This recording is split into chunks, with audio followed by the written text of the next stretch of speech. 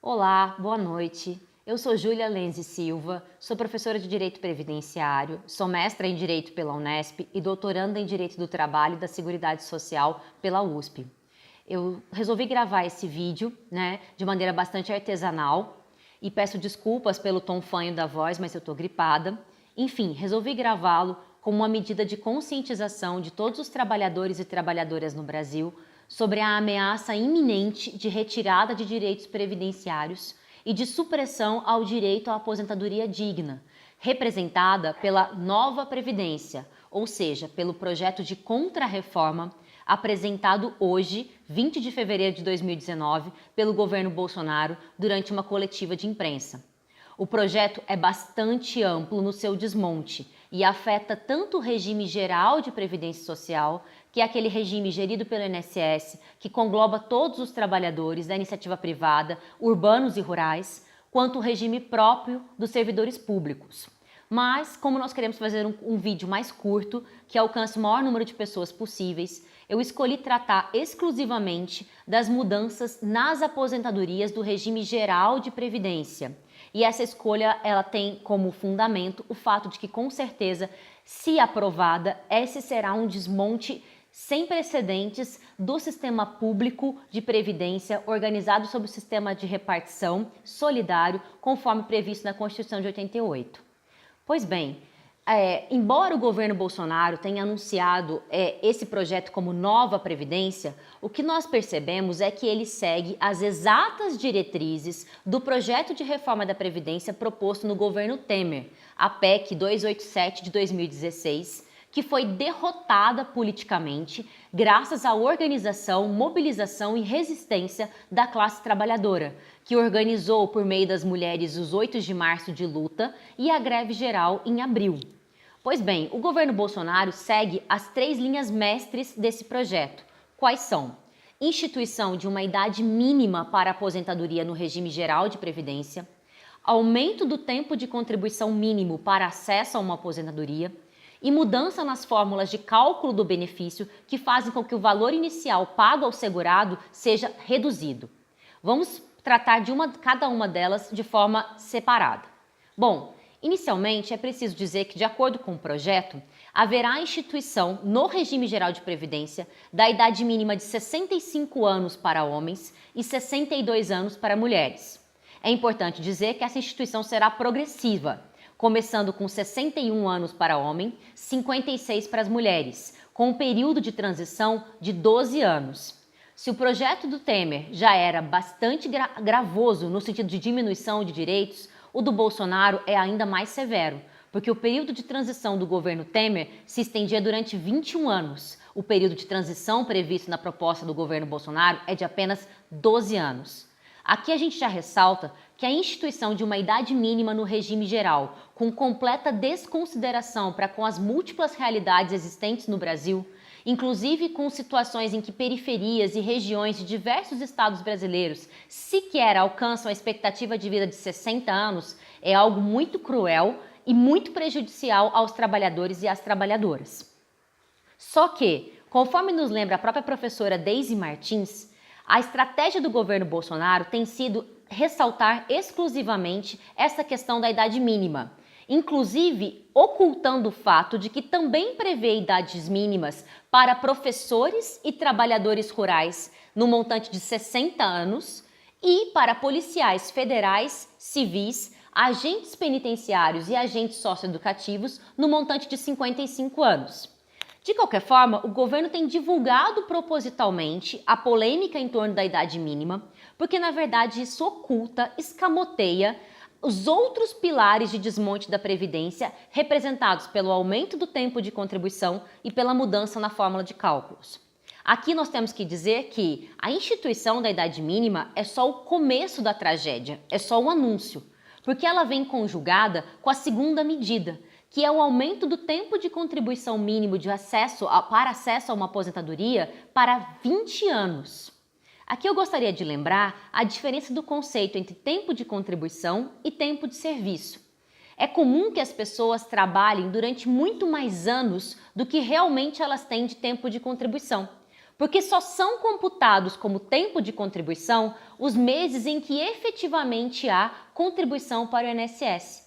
Então, em todos os vínculos informais que a pessoa teve ao longo da sua vida, todos os contratos precários de trabalho, toda a existência de desemprego não fazem parte do cálculo da aposentadoria.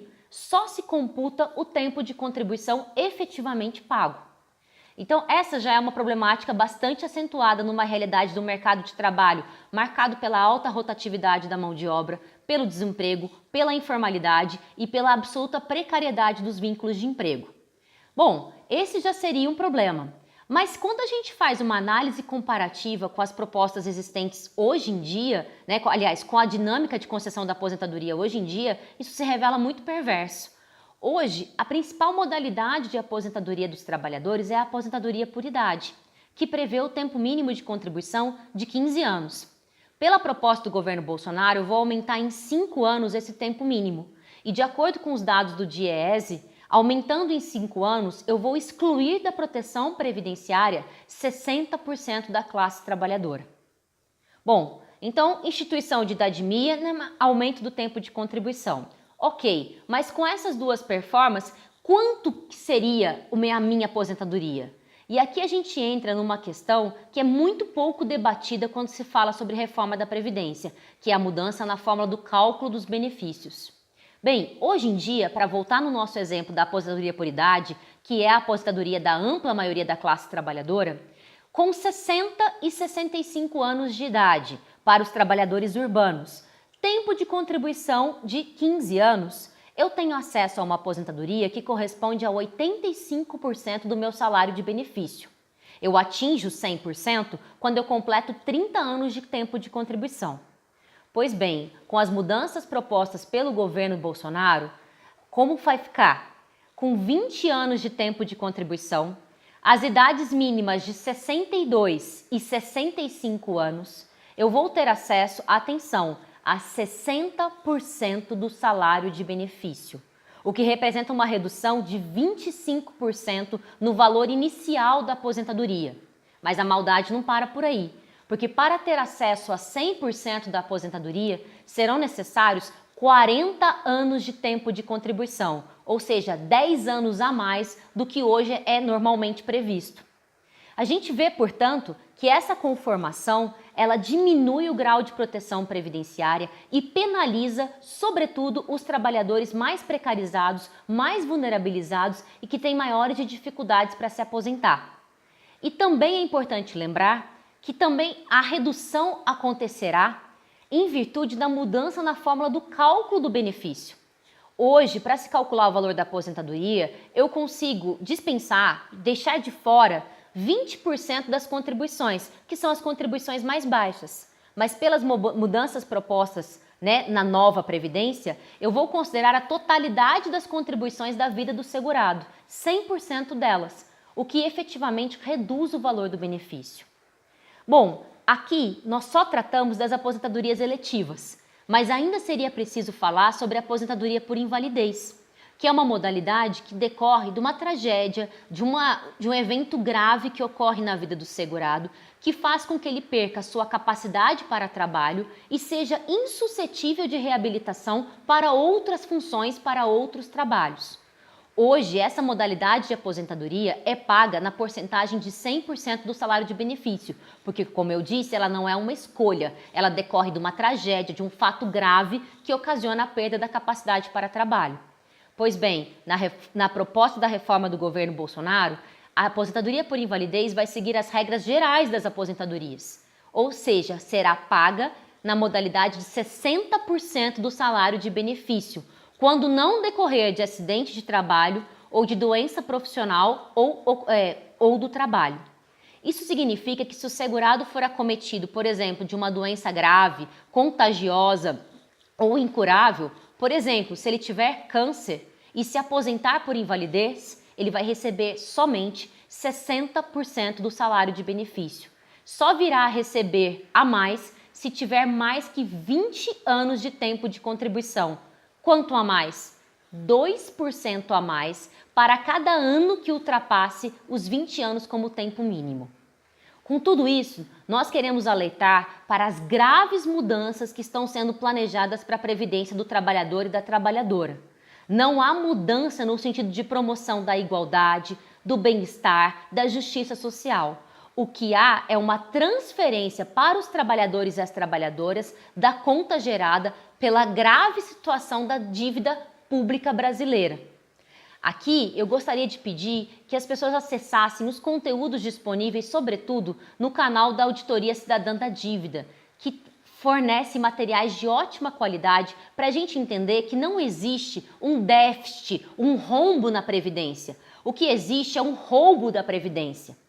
E utilizando o mote do governo de que vai economizar 1 trilhão de reais em 10 anos com a reforma, nós perguntamos: economizar para quem?